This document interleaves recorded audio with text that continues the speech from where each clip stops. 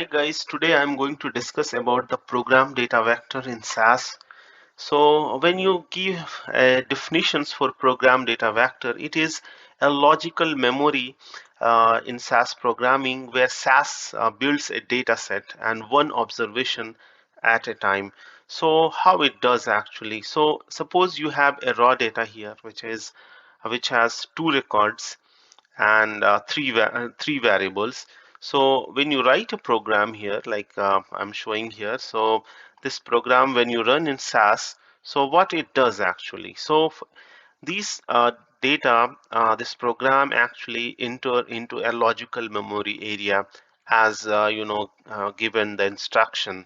So it first goes to the input buffer, because this is a raw data, and from input buffer it goes to the PDV, and from the PDV basically it's variables names were generated, and from PDV it goes to the output buffer. So one observation at a time, and from output buffer it finally goes out to the output data set.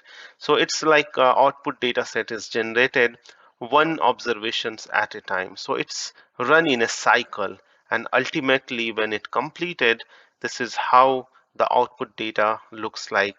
So PDV is a logical memory area where where the data steps process, and this is important point to remember that about what is PDV. So the first point is that PDV is a logical area of memory that is created during the data processing.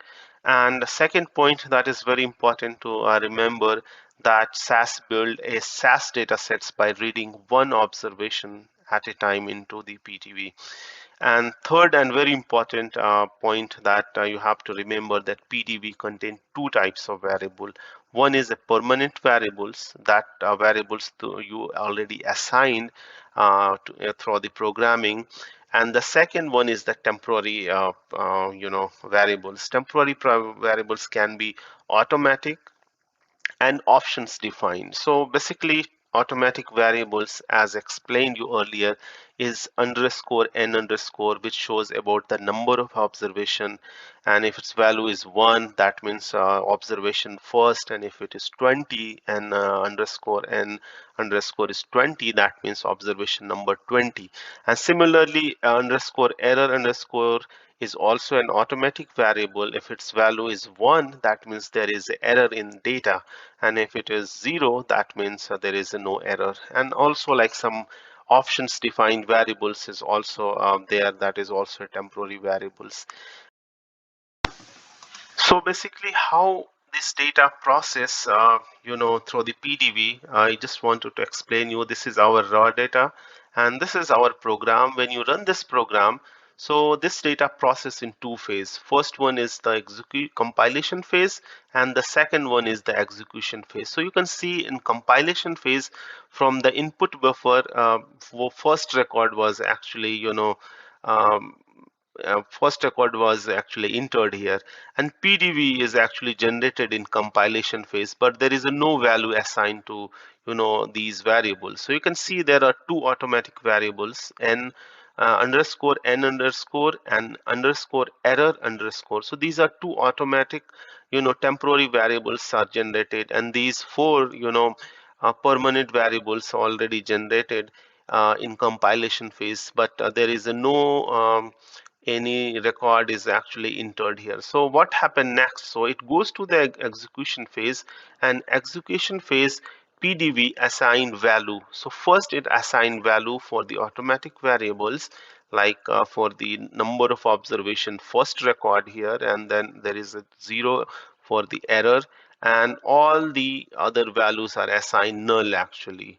And after that, the input buffer started reading the values, and it you can see it has started reading and it's completed. So because there is an error here, because this is the third observation is a numeric value and it has a character, that's why it's showing error here. So you can see that's why the error sign is coming, but it will still read the value, and ultimately it will generate first record for the output data sets.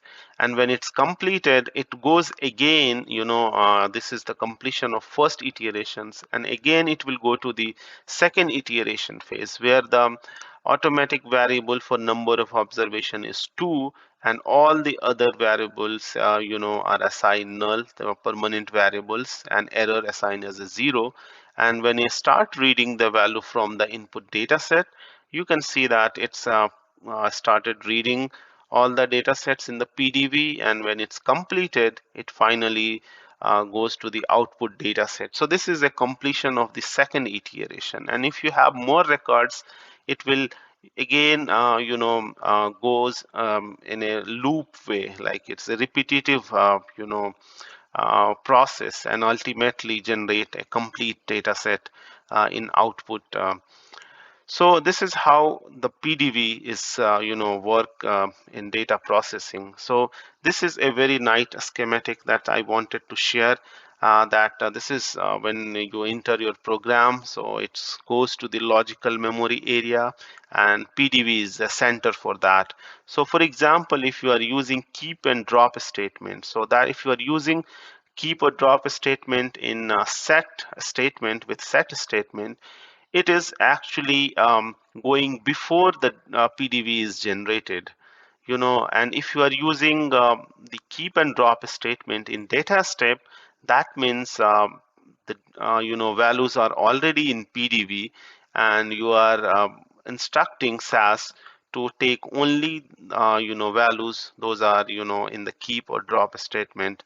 The same way, if you are using keep and drop statement in the data set, so it will instruct when these variables are already in the PDB. So similarly, if you are using where statement, so it will instruct SAS to work any values that is not entered into the PDV. And if you are using if statement, that means the data variables are already entered into the PDV. So you have to understand that if what statement leads to what kind of effect in data processing. So PDV is central to the logical memory, and it is very important to understand the role of the PDV, especially when you are handling a large amount of data, or data which has like a huge number of records. Thank you very much for your time.